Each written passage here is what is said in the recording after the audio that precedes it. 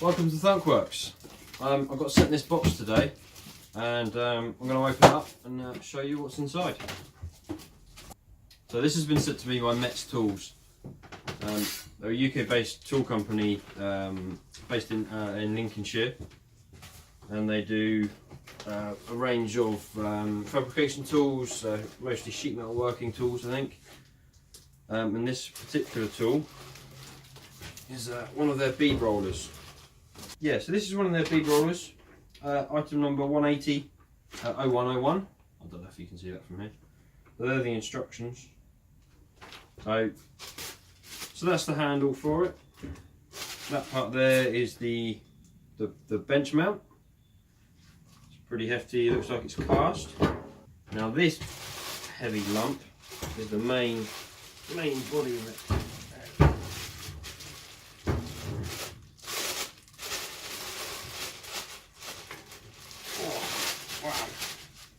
That really is heavy.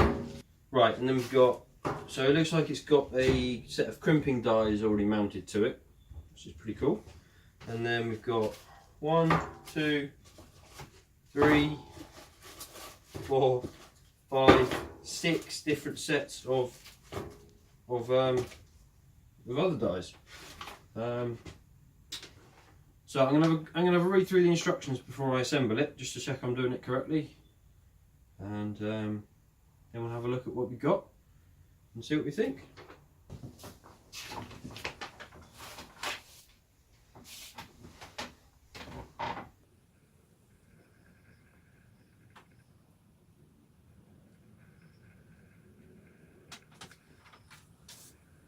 Right, so I've had a read through the instructions and a pretty good idea how to put it together now. So obviously this is the mounting part, clamps to a bench, got this nice nailed handle on it for grip. Make sure it's tight, nice and tight, because that thing is really heavy. Make sure it's secure. So that's mounted to a bench. See, this is the part that accepts the main head. So it's got this mounting lug. Slots in there, and then we can, the bolt on it can be tightened up to secure it. There also can be, you can loosen it off, and you can actually rotate this and have it positioned in any orientation you want. Yeah, it means it's a more versatile tool. If I had a long piece and I wanted to roll a bead, I wouldn't necessarily want to be leaning over my workbench, where you might have limited space against the wall.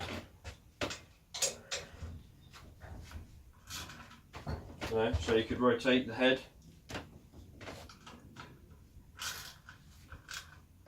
tighten it back up, and then if this is my workbench, well, this is my workbench, and then you've got, you can allow yourself clearance for whatever piece of metal you're using. That's a nice feature. I'm just going to fit the handle, which goes that way on, and then the shaft the handle fits on's got a flat, so it's got another bolt. Tightens up, secures on there. Sure. So obviously, this is the main body. This is a really big, thick chunk of steel, really sturdy. You've got the adjustment handle up top here. You can see there the gaps opening up, and wind it down, adjust the gap. You've got an adjustment screw here. I don't know if you can see, so that's adjusting the back end of this shaft, so you can make sure these dies are parallel, so you're getting an even crimp when you're doing your pieces. So you've got the main handle here. The only thing I don't like the look of so far, so this is your depth stop, your edge guide, so you can set this and it will help you run a consistent, keep a nice straight line. The end of the screws just hit the main body, so it means you're limited on how far back you can actually slide this. And on the back side of this main shaft, there's a grease nipple, which is a good thing, but that grease nipple being in position, in place, stops this from sliding off. So you can, you will be able to undo the grease nipple and slide it off the shaft, and then you've got the maximum depth. But with these set in their current position, your max depth is, depending on which dies you have, around about 100 millimeters. With this completely removed from the piece, you'd have around 170. So, you know, so that could be better, could be improved, I feel. So, just prepared a couple of scraps, just scrap sheet metal. I'm gonna do the crimping dies because they're fitted first, and then I'm gonna swap them out and see which,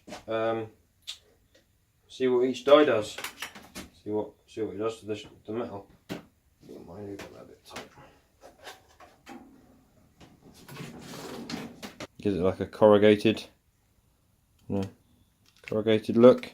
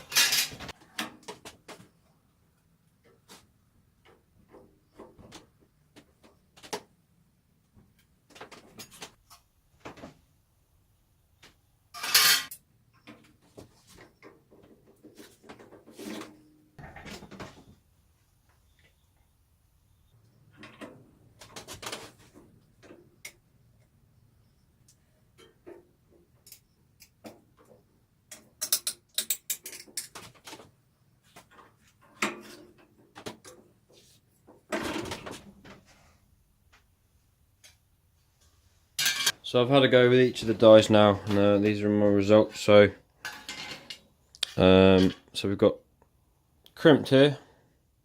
These two are quite similar. The one on the right hand side, the die itself has got a slightly more squared profile, and then this one's rounder. This is the first time I've ever had a go with the bead roller. And then these are the ones. So these two I've got similar results from. I don't think I was using them correctly. In the instructions, it does show you what each set of dies is supposed to produce. So this set here, which I've just got this little, you know, stepped sort of bead. It's actually meant for sort of folding 90 degrees by the looks of it. I think what I should have done is when I was rolling the bead, I should have put upwards pressure on the panel. Same with the wiring dies. So the wiring dies should have left like a rolled over edge, but I wasn't actually rolling them on the edge of a panel. So I don't think I've got don't think I've been left with the bead that the dies intended to. I don't think I was using these two properly. Crimping, I've already shown you the first one. Oggy bead, that's quite a nice one. That turned out quite nicely. That's this one here. And then the last one it's supposed to leave you with a just a step in the panel. I think I had the dies set a bit too close together and it started to cut. But you can just about see there on the edge the shape it's meant to leave you. I'll give you a closer look and I'll just show you how to change the dies. So you've got the two shafts here. Oh, you've got to be careful. So the shafts themselves are actually keyed. So there's a slot in them, and it's got this little key, and that's so the dies don't slip when they're on the shafts.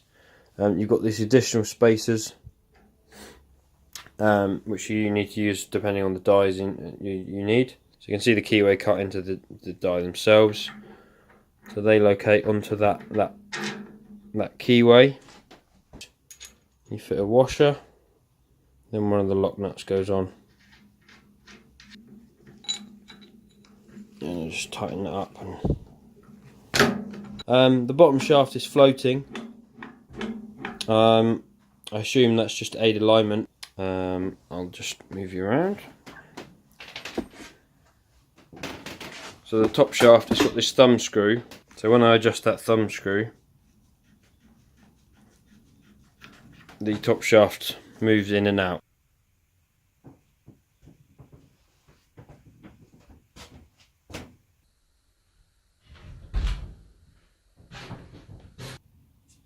I really like this tool.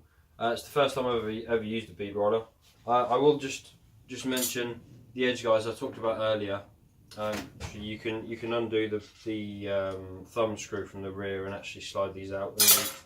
This part here on the shaft, and that gets it out of the way.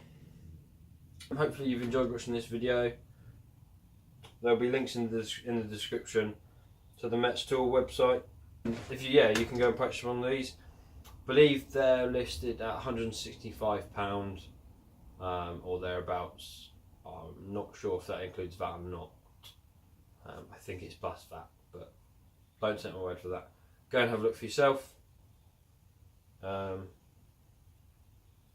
Anyway, thanks for watching, and until next time.